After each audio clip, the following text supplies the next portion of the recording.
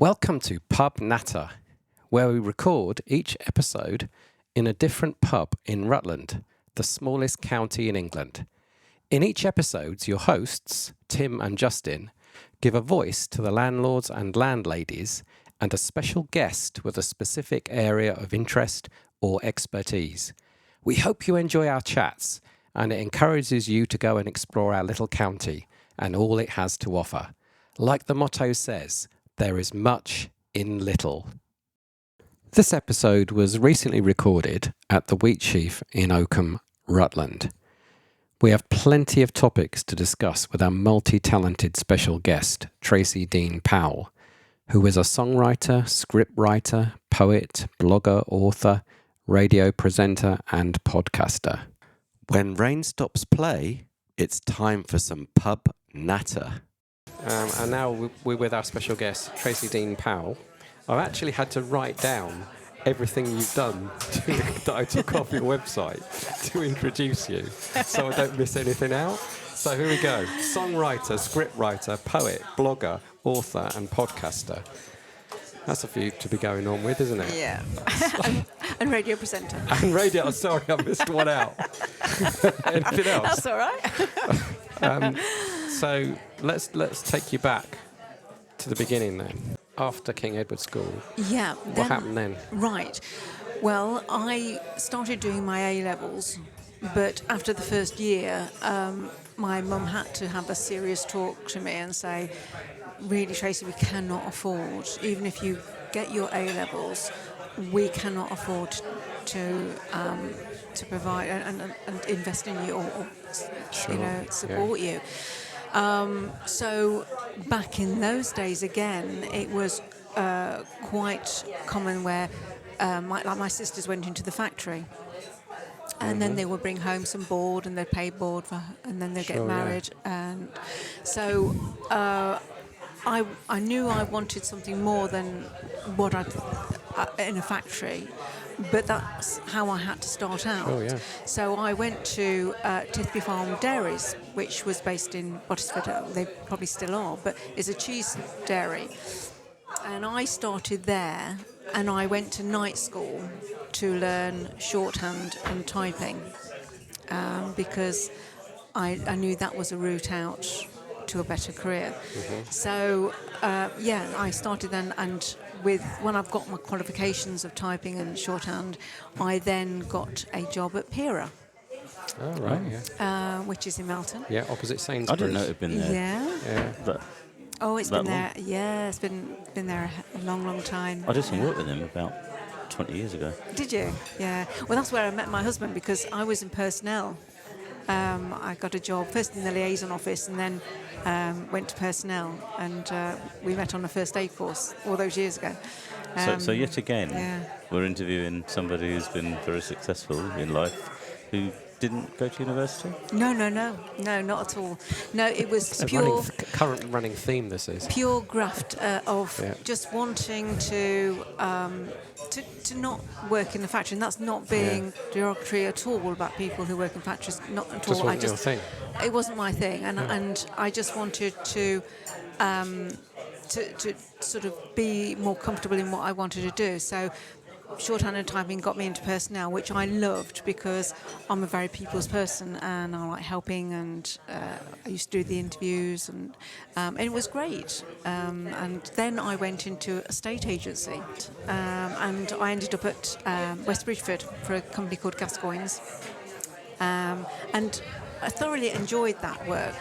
Really, really did enjoy a state agency, because you do end up, in some respects, being almost I won't say a counsellor, but you do listen to certain story. You're a listener for these people, because you have marriage breakups where the house is having to get sold, and you get the whole story, and you get bereavement and probate, and so again it fitted in with a role of caring, really. Sure. There's also an artistic side to it, isn't there, as well? Because you're having to paint a picture of their future. Yeah, exactly. And I loved the extremes of working in Nottingham, because in the morning I could be valuing a terraced house in the Meadows, which is a poorer area of Nottingham, it was then. And then in the afternoon, I'd be in Ed Walton, valuing a £500,000 house. So I really had quite a sort of broad and diverse marketing region there. So I enjoyed that. And then I moved into Melton because I wanted to be nearer. I felt with any sales job, a marketing job, and I got caught up in this, that I wouldn't say no. So if somebody wanted a viewing on a Sunday morning at 11 o'clock, I'd do it. If someone wanted a valuation at 7 o'clock at night, I would do it because it was commission-based. I had a good salary, but I was on commission-based. I had commission on the sales. I had commission on the mortgages and finance. So I had a nice company car. So I had all the trappings of a successful salesperson, which I was. And I felt I'd sold my soul to the devil because I was not switching off. I was living 24/7 really. And I just suddenly just happened, it just dawned on me that, what are you doing? You know. Did something happen to trigger that? I'm not quite sure. I think it was just, you think when you've got money, you're going to be happy. And when that realisation, yes, I could afford the nice holidays and had a nice house and whatever, and all the material things, but it wasn't fulfilling me as a person spiritually, I guess. And when I felt I wasn't happy and the happiness grew, I just felt I had to do something for me, and that was to get out of the environment because it wasn't healthy for me. It's quite cutthroat at times, isn't it? Estate agency and selling finance and things like that. It was then, yeah. And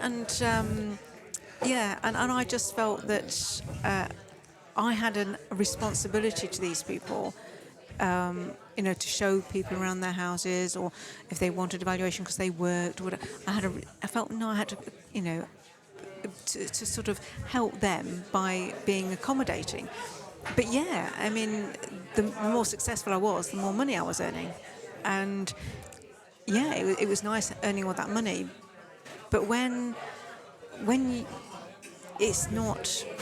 it doesn't sit right spiritually, when you're not happy with this getting up at 6 o'clock, and it's full-on days, and you're constantly thinking, you're constantly looking at where you can make more money or whatever, then it went against everything that I am, the person I am, and I came out of it.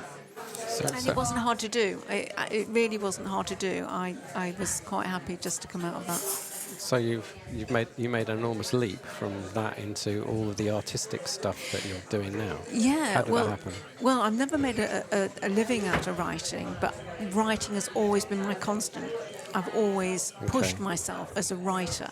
So when I started writing songs with my guitar, I then we had a band. There was three of us. We had a band. My husband being one member, he played the bass, and a very good friend, Chris Arnold, he was on acoustic guitar and vocals, and he also was a very talented pianist, so he was on keyboards. And the three of us got together, and we called ourselves Diversion, because we felt we were diverting away from the mainstream of things. And because we would, whenever we played out, we would do three covers, one of our own, and we never charged. What we would do, however, is raise money for various charities.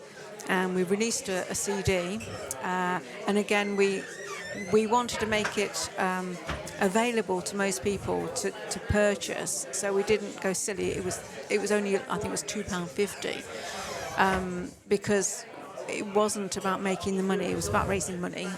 But we raised over £1,000 for Macmillan, just purely for the sales of the CD. So That's good. and it was, and whenever we played out, there would just be a bucket, and whatever good cause that fate or that event was trying to raise money for, we just put a bucket there, and people would just put money in. Still available? Well, sadly, Do people buy CDs anymore? well, they don't buy CDs, but most of my songs are on my YouTube channel, Which is called? Tracey Dene Powell. So yeah, anyone that Googles Tracey Dene Powell, my website comes up. But also, if you go onto YouTube and just put Tracey Dene Powell, most of my songs are on there. But yeah, it was a good time with the band, and it was a rewarding time with recording. And I've always wanted to push myself as a writer. So my next challenge for myself when I was doing songwriting was to say to myself, I wonder if I could do a musical. I wonder what that would be like. So I got writing, and I did this play, and it was originally in 3 parts. The first part was based in World War I trenches. The second part of it was a 60s, based in a factory in the 60s, and the third was an up-to-date young man would say monologues. And a good friend of mine, William Ivory, who's written The Escaper and Made in Dagenham, I said to Billy... I know the person that wrote the music to that.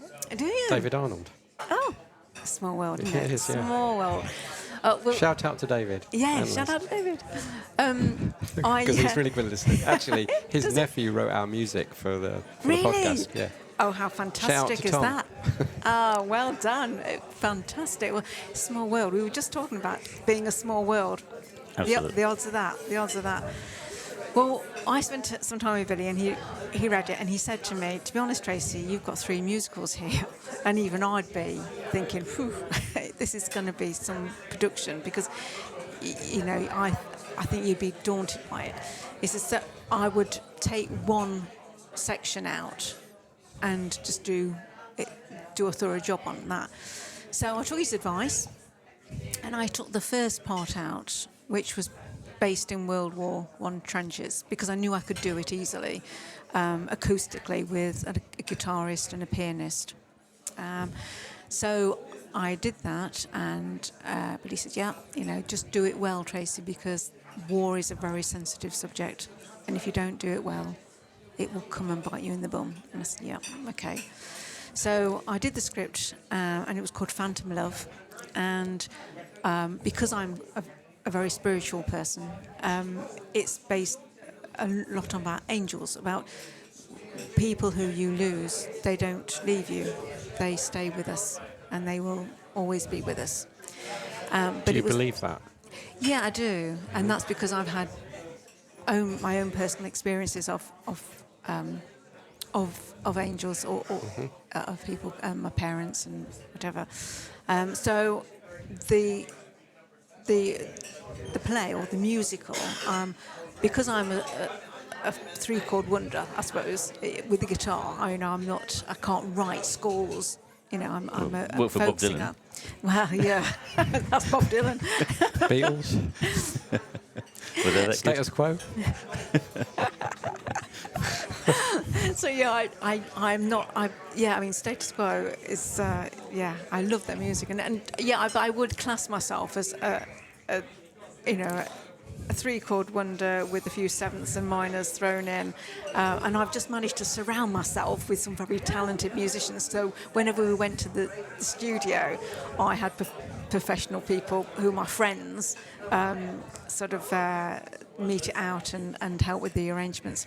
So when I did the musical, I worked for 3 years alongside a very talented musician who transposed all my songs, which were very folky, and he transposed them all into full scores for an orchestra. So it took 3 years to do, but we did it. And it's all right writing it. I thought, well, I need to put this out there. So I put it on the Whissendine Village Hall. But I so believed in it that I wrote to the directors of Curve, and I said, please come as a guest, come and see it, and if you like it, could I do it at Curve? So unfortunately the director, we were messaging each other, but he couldn't make it on the night. So not giving up, I said, okay, that's fine. I'll record it and I'll meet you for a coffee and I'll show you it.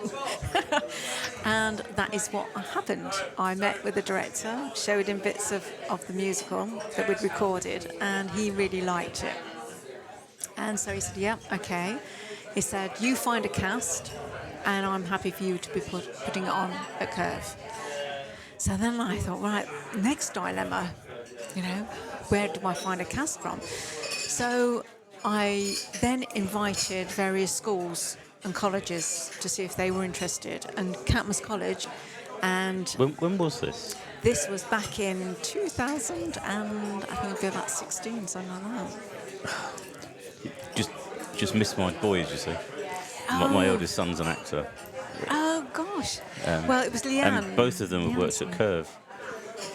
Sorry, what? Both of my sons have worked at Curve. Oh, really? Not on the stage, but in the theatre, yeah. Oh, my goodness. It's a small world. It is such a small world, yeah.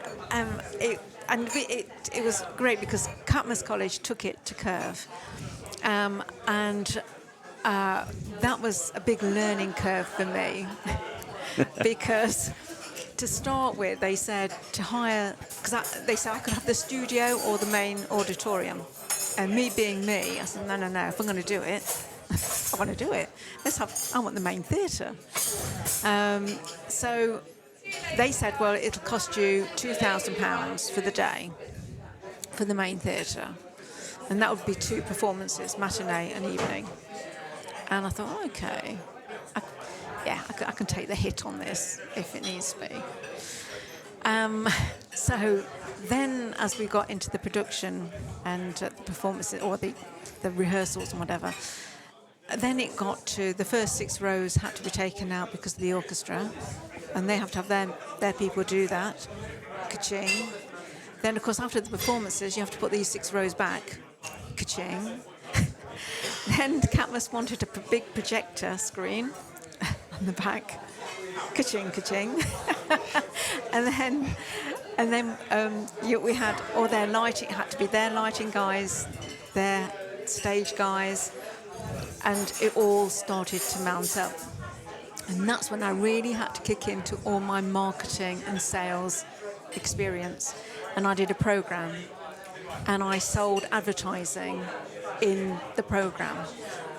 So it was a very busy time, and the production went ahead, and we had great reviews. BBC Radio Leicester followed the story, and they were very complimentary, and they said to me, Tracey, actually, we think the children here have learned more from doing this play or this musical than ever in a book. And I can see that because they actually lived these parts. And it was great seeing one particular young lad. He lacked self-confidence. He was very shy. And by the end of this production and this performance, you could physically see him change, and it transformed him, which was great. So the total production cost at the end... This is what listeners are... This is the bit that they want to hear. 10,000. Wow. £10,000 it cost in the end. Well, this is going back a few years as well. It's going back a few years, so it was a lot of money. And not only did I manage to cover it with the cost from selling advertising and getting sponsorship, but also we managed to give, I think it was like £150, £200 to the local Rutland cancer charity. So it was a very stressful time. So you break even? Yeah, we didn't we paid the 10,000, and then we were Had a able bit to left give, over. and that I think it was 150 or something. We gave to the Rutland Cancer Charity. So That sounds almost like the plot line to the Blues Brothers. But yeah, it was a stressful time. I can tell you, it was a very very very sort of a Take this, give it to the Sisters of Mercy, give the rest to the band. yeah.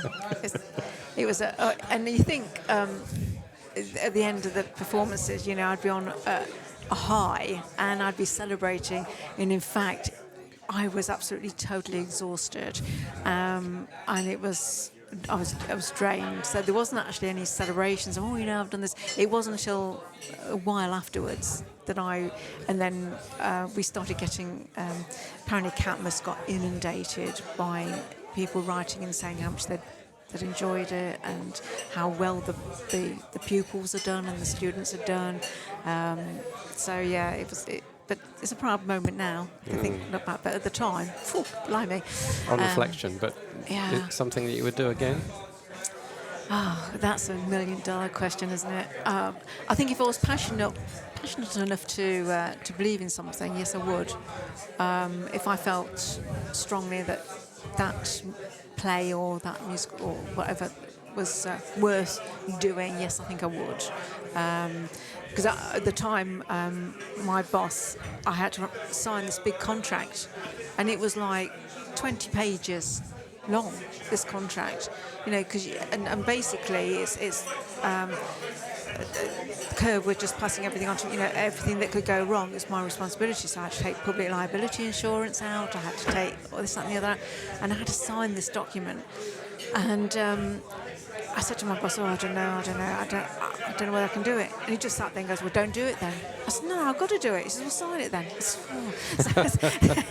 So I signed it. So, yeah, and that was my musical. So then from writing a script and finding that I enjoyed writing the script, I then wanted to challenge myself again as a writer and think, can I write comedy? Because comedy is such it's a Marmite, isn't it? No, it's not. You either like somebody or you don't. That's absolutely true. You could, and so there's a bit in me that I guess must thrive on insanity. So who's your kind of like comedy giants then? Well, it's got to be. To watch comedy and to laugh out loud, you've got your Gavin and Stacey kind of comedy, your light-hearted comedy, and even going back years, like your Butterfly with.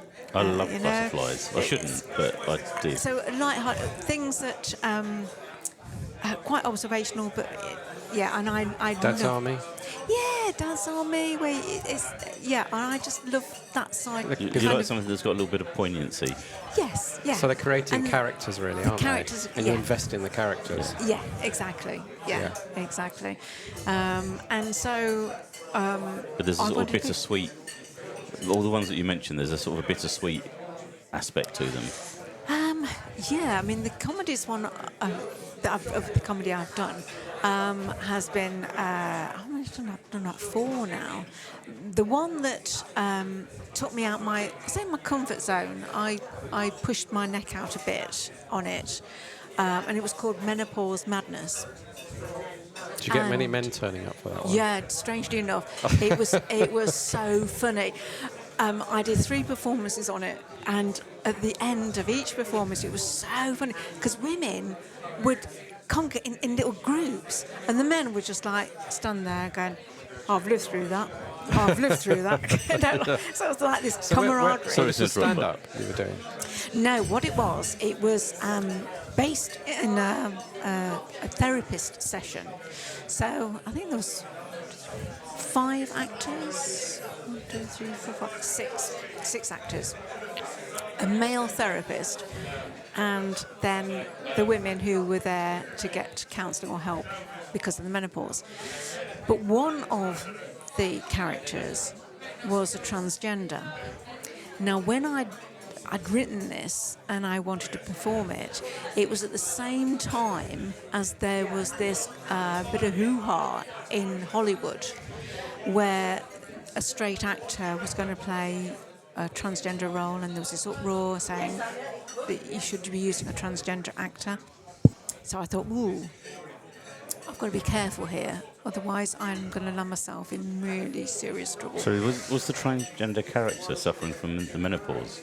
Because of the change, she was going through a change, and they take hormone supplements and therapy, so they have to go through that change.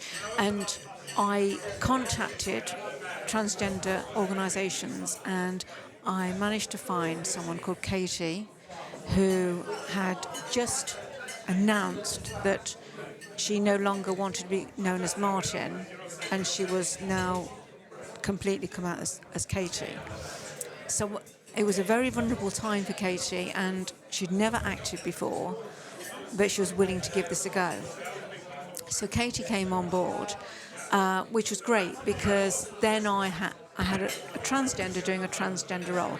So it wasn't about the transgender, it was about these other women and how collectively they all talked about that, and it was a comedy, so they were talking about hot flushes and Sounds very Victoria Wood. Yeah, Or in Jenny many ways. Eclair. Yeah, I took my wife to see Jenny Eclair. Yeah. And I walked into this place, and I was the only man there. And then after about 20 minutes, and the place was filling up, another man emerged, but he was in a wheelchair, so he clearly had no choice because his wife was pushing him. And I sat there, and we were in the second row, and she was like from here to the bar away, and I've never felt so vulnerable in my life. I thought, if she picks on me, because she's so quick, if she picks on me, I am just toast. It's funny you say that, because we went to De Montfort, and it was the Full Monty, and I went there with my husband, and we went there, and there was only about 6 men there in the bar area, but they all congregated together. It was like this, Interesting. Defensive. Yeah. Posture. It was, yeah. Could also women. So yeah, I get that. And the Menopause Madness went down really, really well, and I was really pleased with that, because it was it could have been. You don't know how the audience will react. In it anyway, really, couldn't they? Yeah, exactly. Yeah. Confused. Yeah, exactly. But yeah. Shocked.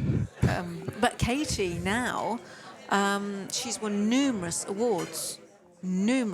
She's, if you Google Katie Neves, she's she does a BBC podcasts for the BBC now. She's come a long way from doing that, from my little play, being in it. So yeah, as a writer, I've pushed on the comedy side of things,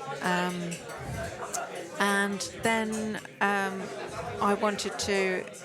I've always been with the radio, 103 The Eye. I've been with them about 12 years now as a presenter. So for those who aren't aware of them, explain. Yeah, 103 The Eye community radio station is based in Melton Mowbray. Is it online? It's on FM and online. So does FM still exist? Yeah, we've got it on FM, 103 FM. Blimey. Frequency modulation is still there. You can get I thought everything was digital now.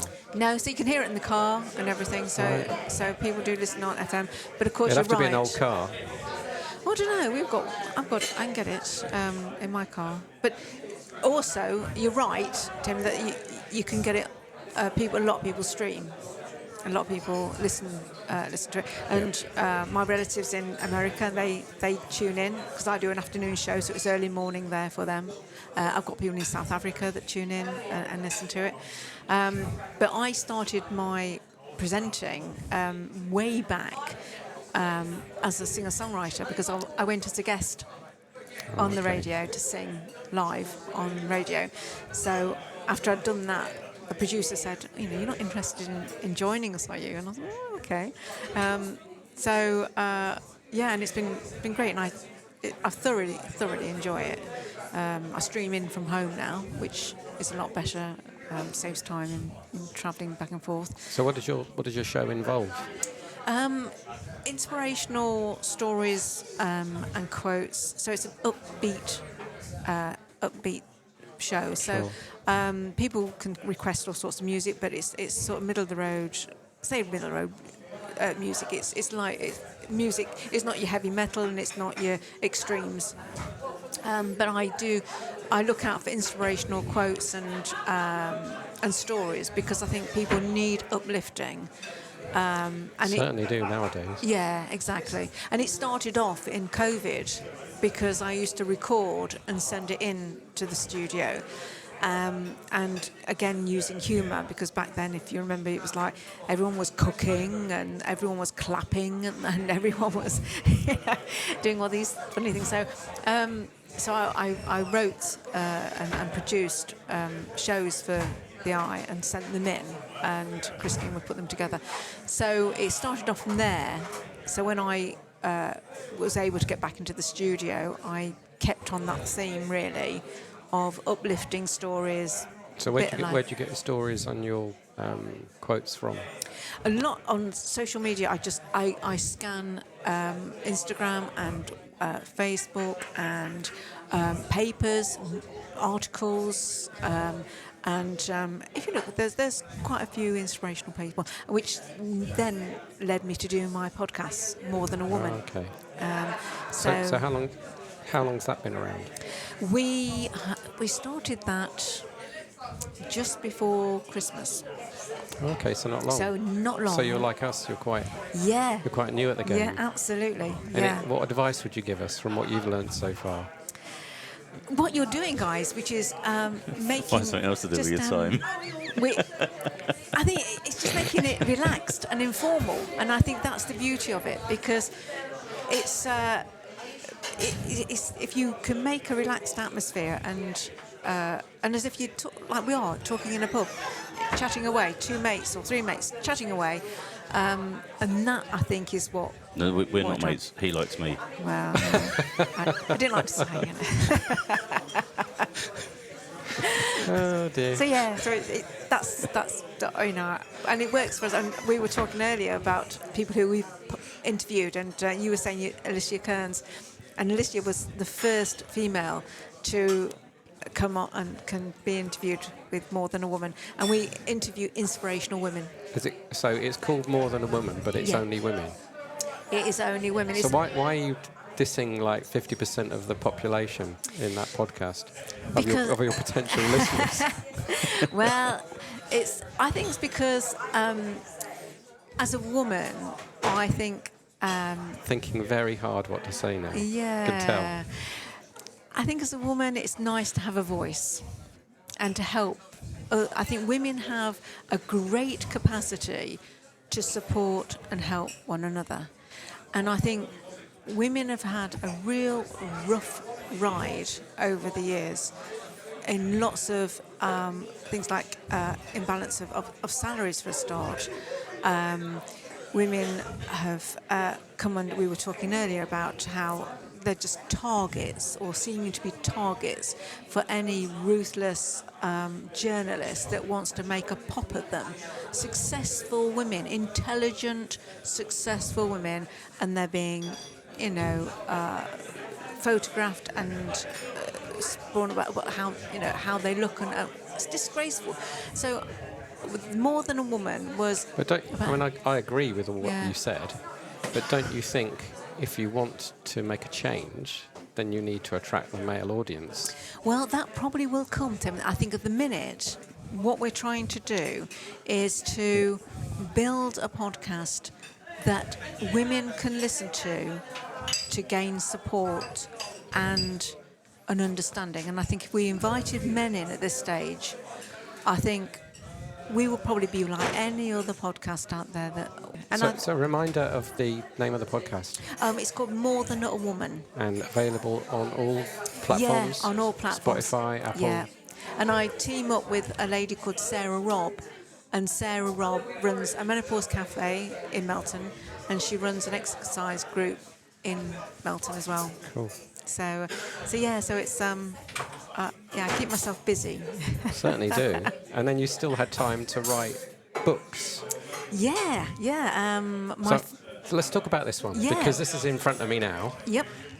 Onkar's Adventure at Rutland Water. Yes, it's about the Rutland Panther. Oh, yeah, it's got a big Rutland Panther on the front. Yeah. So have you seen it? Well, I've seen some.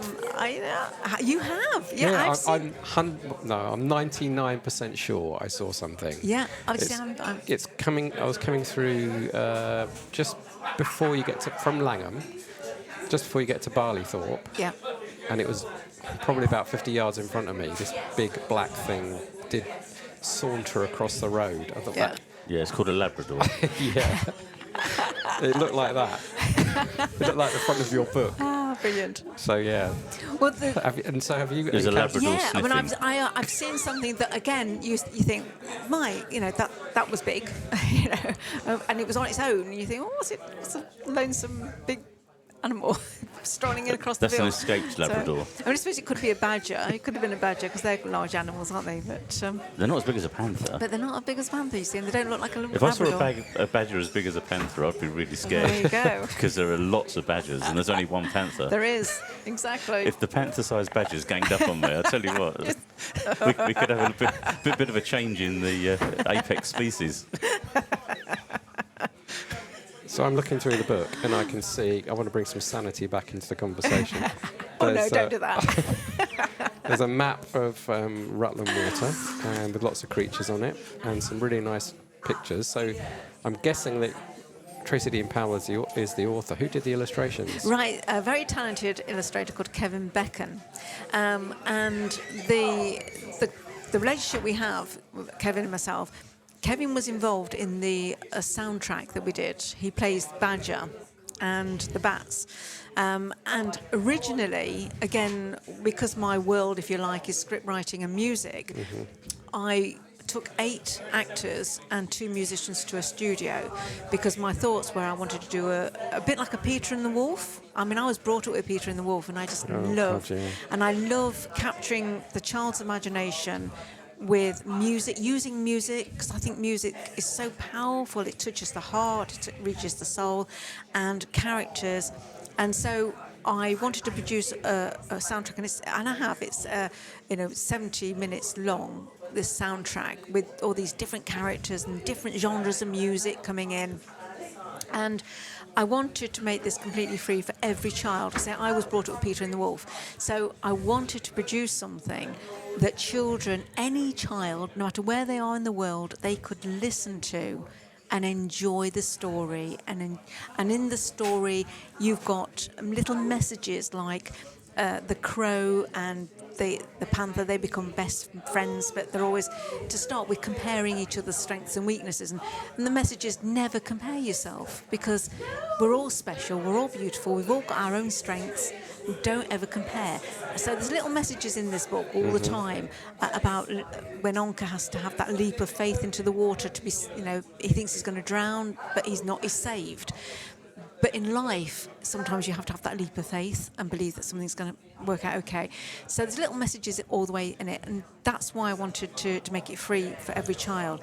Now, Kevin was involved in that soundtrack, but because he's an amazing illustrator, he had said to me, have you thought about doing a physical book, Tracey, to accompany the soundtrack? So I'm just looking over Tim's shoulder at some of the illustrations, and they are amazing. They are amazing. So Kevin said, well, let's do a hard book then to accompany the soundtrack.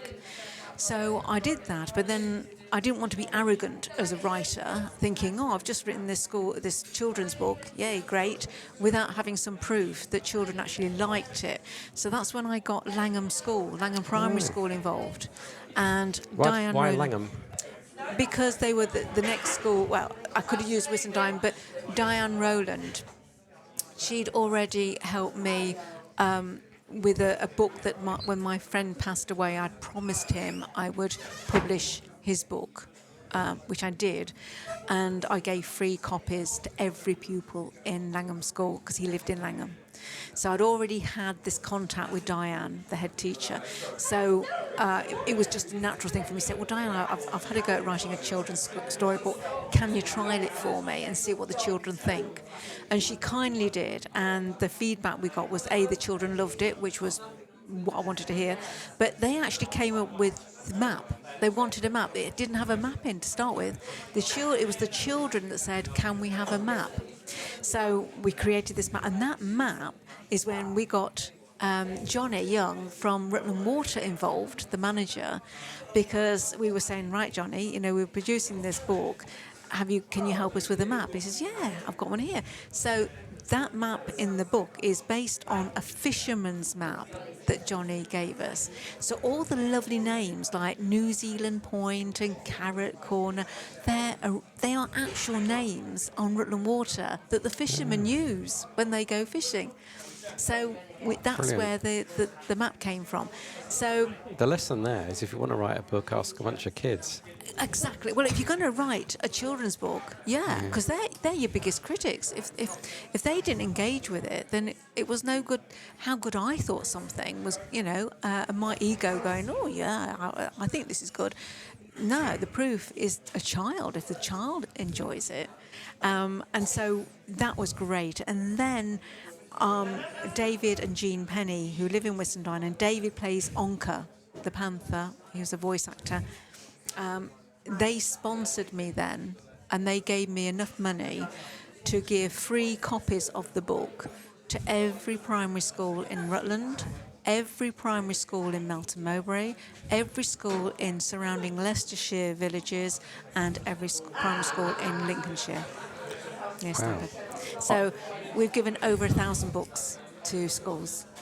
I'm a voracious reader, and one of the things that I always struggle with, how do you come up with your characters' names? So where did Onkar come from? Onkar came from, during COVID, I went to see a lovely friend. He was elderly, and I became his little bubble. But he was a biology teacher in his career before he retired. And I said about writing the book, and he helped me with the characters of like what kind of attributes that character would have, that animal or bird would have. So he helped an awful lot with those characters. And Onka is a breed of panther. It's actually, and so he does. It explains it there. So Every day's a school day. I didn't even know there was more than one. So it's a type of panther. So that's where Onka, the name, came from. But yeah, Bob Sheridan, he helped me with all the characteristics of how a badger would be and what kind of instrument could we use and the osprey and so he helped an awful lot. But sadly he passed away. But yeah, it's an honour of him. It's there. So yeah, it was great fun to produce and to do. How's it going? Is it Very, very well? I mean, we've got it on local stock. It's again, we didn't want to put it on Amazon as a team. We felt that we wanted to support local community and local businesses. So it can't be found on Amazon, but it can be found in Walker's Bookshops, Foxy Lots in Melton, Rutland Nursery, Gates Nursery, Ashwell, Warner Sweets. So there's various stockists and outlets that are selling the book, and with the money that we're getting from the book, once expenses have gone out, I've written a second book, and it's again going to be an educational storybook for children, and so the money we're using is going to be ploughed into that. Because I really feel a buzz to do that. So are you going to give us a scoop? It's going to be introducing children or inspiring children to travel to different countries and learn about different cultures and countries and inspire them to travel, because I've done an awful lot of travelling these last couple of years. And it broadens the mind so much, and it balances you as human. And you look at poverty, You go to India, you go to Cambodia, you visit where there's poverty, and then you come back to England and say we live in poverty. Different kind of, so it's broadened me. So I just want to inspire children to go and say, I'd like to go to India, Mummy, or I'd like to visit the Nile, Mummy, I'd like to go, because if you can afford to take children and teach them a different culture and a different country, it will make them a more balanced human being or adult. So future plans. So the next thing is going to be the book. Oh yeah, the next thing is the children's book, and I'm looking at illustrators to help me with that, because I may just go on a different feel on that. And I've written my very first thriller play. And that will be performed at Whitsunday next year. So I've got a first reading with the cast in a couple of weeks, just to tweak it or see if they like the characters. And because I, with everything I do with my plays, I say to the actors, although I've written it, it's not mine, because it's only as good as you make it and you make the characters come alive. So what I've done on paper is one thing, but what you do on stage, you are creating the play. And so I always involve them. So if they feel that character wouldn't do that, or they'd say, they add a bit and say, oh yeah, keep that in, that's really good, because they get into that character. So it's really a fun part fun process when you start rehearsals, because you see these characters evolving on stage and you see the actors really getting into character. And then I tweak all the time, because I think, yeah, that's a great idea. Yeah, keep that. And I direct all my plays as well. So seeing them move on stage and it's a great fun process. But yeah, I always say to them, don't think because I've written this play, it's my play. It's not. I may be the scriptwriter, but without your skills and your talent and your commitment on stage, it'll be nothing. And you say you go to see a production, and if the actors aren't particularly, hot or I don't think it could be a cracking written play. Yeah, you're right. Yep. But if they're not acting right, so I put my faith into the actors and. Brilliant. Yeah. Do you know, you've just done so much, haven't you? You've got so much going on. I'm just kind of wondering how you've kind of fit it all in. I think I've got a passion for living, and I think, and I love writing. Obviously, I love writing and pushing myself as a writer, and I enjoy it. Otherwise, I wouldn't do it. But yeah, I think every day is a gift. My sister died at 55, so I'm already 5 years ahead of her. So I don't take life for granted. Mm-hmm. Our band member Chris, I talked about diversion earlier on. 3 of us, sadly, Chris passed away with cancer 3 years ago. So I think I've never taken life for granted, and I want to get as much out of it. And with writing, if I can bring joy to somebody, and if my work can affect somebody, help somebody or make someone smile or say, I've enjoyed that, Tracey, whether it be my song or my play or my books or whatever, then for me, that's the greatest feeling in the world. Someone has enjoyed my work. It gets no better than that. At my funeral, I want the guy or woman at the top saying, well, where do I start? Where do I start with this? Well, that sounds like a very good place to finish. That's a perfect place to finish. Tracey, thank you. Thank you very much for that. That was inspiring. Oh, thank you, guys. Really enjoyed it. It's lovely chatting to you. Thank you.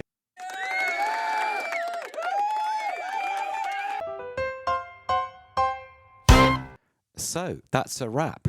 And thank you for listening to our latest Pub Natter. If you visit timothyives.com/pub natter, you will find photos, links, and more information about each episode. In our next podcast, we travel back to the Railway Inn in Ketton, Rutland, for a quick catch-up with the landlord, Jamie Betts. The Railway Inn has just won the CAMRA Rutland Pub of the Year, so we were determined to help him celebrate. Our special guest at the Railway Inn is Henry Winter, the chief football writer for The Times. Please leave a review on Apple Podcasts and Spotify, and please subscribe to ensure you don't miss a pub or one of our amazing guests. The Pub Natter theme tune is by Tom Arnold. That was a Pub Natter broadcast.